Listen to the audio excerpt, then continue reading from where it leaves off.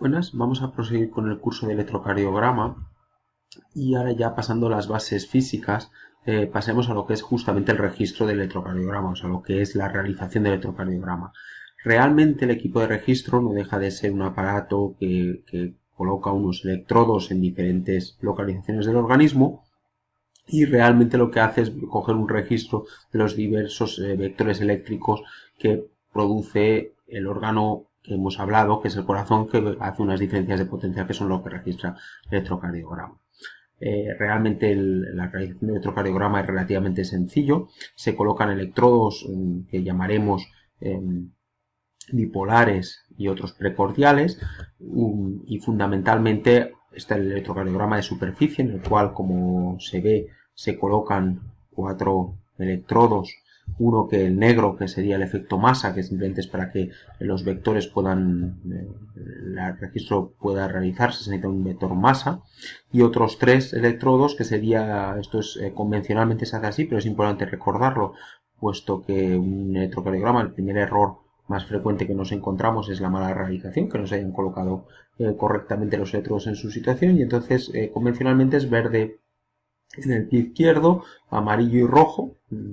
Fácilmente el corazón es izquierdo, pues sería acordarse de un semáforo, rojo, amarillo y verde, y en el que falta, que sería el último, sería el negro. También se pueden hacer da igual, porque en el fondo al ser un vector da igual la distancia, se pueden hacer también en el hombro, en los hombros, en la pelvis y mientras haya un vector masa. Entonces, estas derivaciones las llamamos bipolares, puesto que en el fondo lo que se forma aquí es lo que es el famoso triángulo de Eindhoven, que realmente no es tal triángulo, puesto que, como se ve, no forma un triángulo perfecto, pero aunque esté hacia la izquierda, como que el corazón está lateralizado a la izquierda, sí que después conceptualmente tenemos un triángulo de Eindhoven.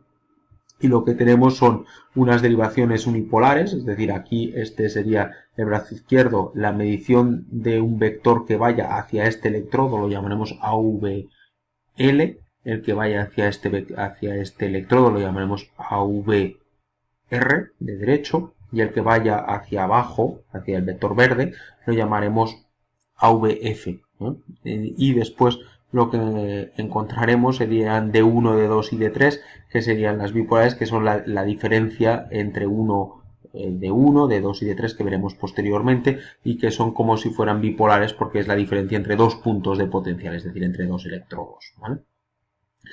En el plano frontal, que serían unipolares porque solo hay un electrodo, serían los que se colocan en la parte anterior del tórax, que serían V1, V2, V3, V4, V5 y V6, que son diversos electrodos que miden unipolarmente. ¿Vale? El triángulo de Eindhoven, que es una de las derivaciones entre el brazo izquierdo, entre el brazo derecho y el brazo izquierdo, llamamos V1, entre el brazo derecho y la pierna izquierda lo llamaremos D2, y entre el brazo izquierdo y la pierna izquierda lo llamaremos D3. En el fondo lo que conseguimos con esto son crear unas líneas imaginarias y que de los vectores, cuando se acerquen o cuando sean positivos arbitrariamente, es decir, positivo será cuando un vector se acerque en este eje, en esta dirección, en la derivación de 1 será positivo, cuando se aleje será negativo, en esta derivación de 2, cuando baje el vector, cuando sea un vector de despolarización en esta dirección, será positivo, y cuando se aleje o cuando se acerque al brazo derecho será negativo, y la derivación de 3, cuando se acerque a la pierna izquierda desde el brazo izquierdo, será positivo, y cuando se aleje será negativo. Como hemos dicho, cuando un vector de despolarización se acerca al traductor es positivo y cuando se aleja es negativo. Y después están las otras derivaciones unipolares, también llamadas frontales, en las cuales son V1, V2, V3, V4, V5 y V6, que evidentemente cuando el vector se acerca a V1 es positivo, cuando se aleja es negativo, cuando se acerca a V2 cada derivación mide, al estar colocada en un punto, mide los vectores de diferente manera. El electrocardiograma de 12 derivaciones, que es correcto, que es el electrocardiograma convencional, a tener estos 12 puntos nos da una información completa más o menos de la despolarización ventricular, auricular, etc., como usted anteriormente, y una idea bastante precisa del comportamiento eléctrico del corazón. Hay algunas otras derivaciones, por ejemplo, hay que tener en cuenta varias variedades, hay gente que, aunque sea muy frecuente, está el situs solitus o la dextrocardia, en la cual el electrocardiograma evidentemente se tiene que hacer en derivaciones derechas. Incluso en el infarto del ventrículo derecho se pueden hacer derivaciones simétricas hacia el lado derecho para medir mejor el ventrículo derecho que las derivaciones V4, V5, V6 que son más para el ventrículo izquierdo. Como hemos dicho, AVR mide el potencial existente en el brazo derecho, el AVL el potencial existente en el brazo izquierdo, AVF en la pierna izquierda, y esto es insistimos, los diferentes ejes que miden AVL, AVF y AVL. Estos son la explicación, más o menos, si se quiere aprender. Realmente en la práctica habitual no se suele hacer así. Normalmente se hace, perdón la expresión, a ojo de buen cubero, pero lo correcto sería medir los espacios y colocar bien las pegatinas, que habitualmente hoy en día se hace con pegatinas, para que tuviéramos los electrocardiogramas mucho más estandarizados. Pero esto en la práctica habitual no es del todo, se hace mucho por práctica, sí que se suele colocar V5 y V6 correcto, y V1 prácticamente también, pero sobre todo las derivaciones V2 y V3 muchas veces no están colocadas más lateralizadas y esto da errores en el registro. ¿Vale? Dentro de las derivaciones, como hemos dicho, hay 12, que serían frontales 6 y precordiales 6. Las precordiales son todas unipolares y de las frontales o de miembros hay 3 bipolares, que serían las restas, y AVL, AVF y AVR, que son unipolares. El electrocardiograma es muy importante las características. El electrocardiograma, antes de registrarlo, se pueden medir diversas características. Nosotros vamos a hablar de las estándar. La velocidad estándar es de 25 milímetros por segundo, de manera que obviamente un milímetro equivale a 0,04 segundos y 5 milímetros a 5 segundos. Pero a veces se pueden hacer registros o más lentos o más rápidos y el voltaje también se puede variar. En caso de que un electrocardiograma no cuadre la imagen con la clínica, lo primero que se tiene que ver son las características. Es habitual o puede pasar, sea voluntariamente o involuntariamente, que las características estándar se hayan modificado y por tanto tengamos la imagen diferente. A veces un paciente en el cual sin querer o voluntariamente se haya registrado que el voltaje sea más pequeño y podemos pensar que haya un silencio eléctrico, que hubiera un taponamiento con una mala conducción eléctrica y simplemente es que el registro hayamos disminuido el voltaje o la velocidad. A veces en pacientes con arritmias, especialmente taquiarritmias, podemos bajar la velocidad del registro para poder visualizar mejor las ondas F, por ejemplo en un flutter. Esto puede hacer que el registro sea diferente. Por lo tanto, siempre se tiene que ver, como siempre, las características generales del registro. Y la correcto o más que correcto, lo estándar, son 25 milímetros por segundo y 1 milivoltio 10 milímetros. Volvemos a insistir en el concepto vectorial. Entonces la cuadrícula, normalmente el electrocardiograma se registra en un papel milimetrado y 1 centímetro en condiciones estándar equivale a 1 milivoltio de cambio eléctrico y una cuadrícula 0,04 segundos y por lo tanto 5 cuadrículas o una cuadrícula grande 0,2 segundos.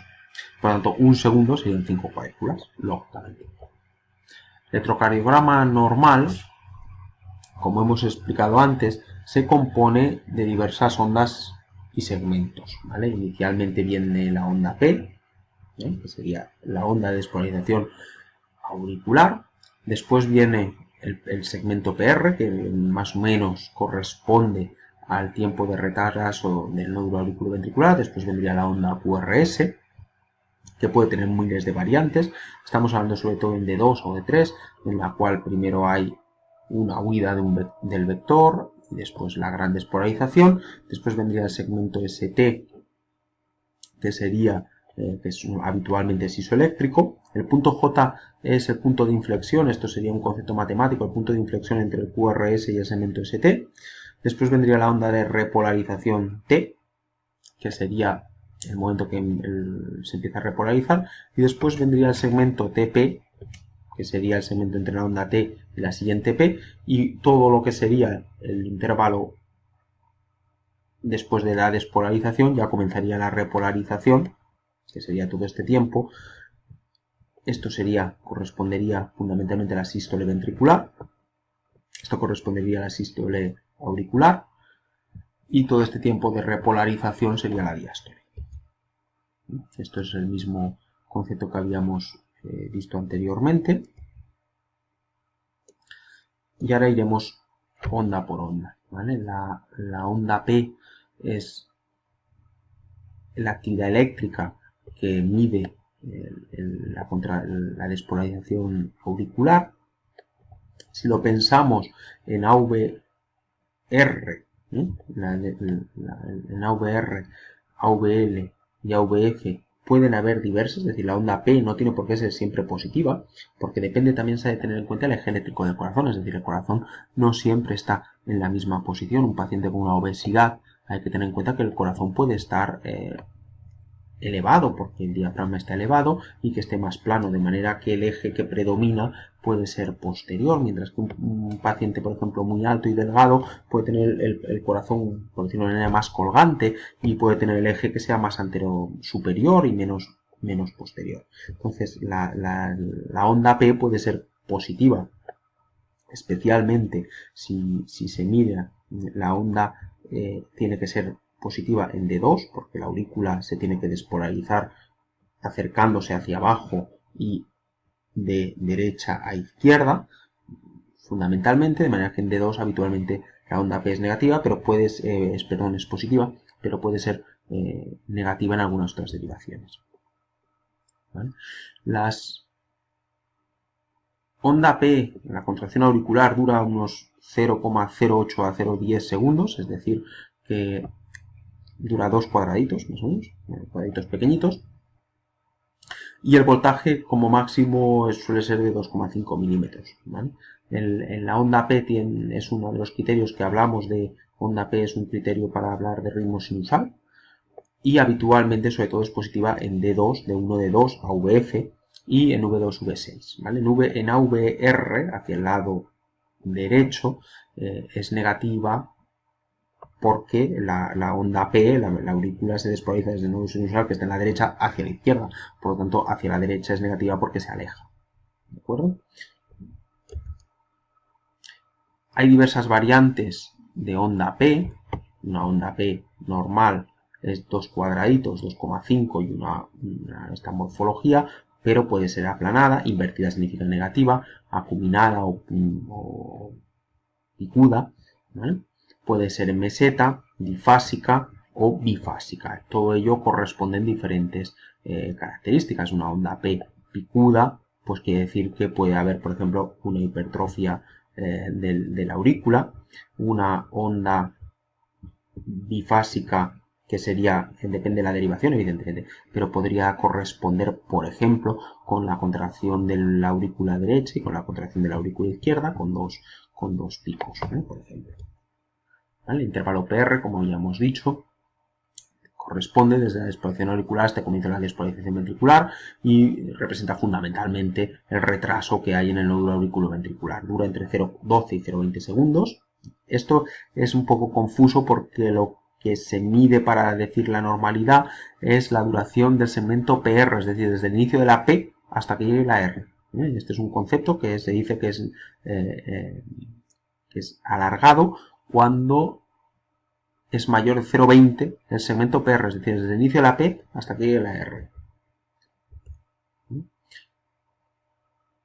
Si existe un segmento PR más largo de 0,20 en alguna de las derivaciones, ya lo llamaremos que hay un alargo del PR, y que esto muchas veces se llama bloqueo. En cambio, cuando el PR es corto, puede ser que haya una preexcitación ventricular, es decir, que algo salte en el nódulo auriculoventricular, o bien que haya un ritmo de la unión, que realmente no estemos midiendo la contracción auricular y posteriormente la ventricular, sino que desde el mismo punto se produzca la auricular y la ventricular, o que haya una sobreestimulación simpática, por ejemplo, que evita el retraso del nódulo auriculoventricular.